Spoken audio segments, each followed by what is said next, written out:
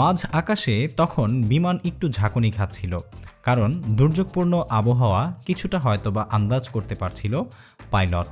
সেটা আবার কেবিন ক্রুদের মাধ্যমে এবং মাইকের মাধ্যমে আমাদেরকে জানিয়ে দিয়েছিল। অতঃপর এই ভয় কাটিয়ে আমরা অলরেডি চলে এসেছি ব্যাংককের আকাশে এবং এক্ষুনি আমরা নামব সুবর্ণভূমি আন্তর্জাতিক এয়ারপোর্টে।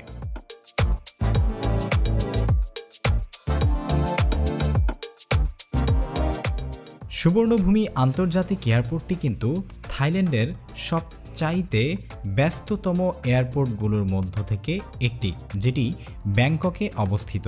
এটি বিশ্বের চতুর্থতম বৃহত্তম আন্তর্জাতিক বিমানবন্দর। এছাড়াও বিমানবন্দরটি ব্যাংকক আন্তর্জাতিক বিমানবন্দর নামে পরিচিত। ব্যাংককের আরও একটি বিমানবন্দর রয়েছে, সেটা হচ্ছে ডং মুয়ান আন্তর্জাতিক বিমানবন্দর।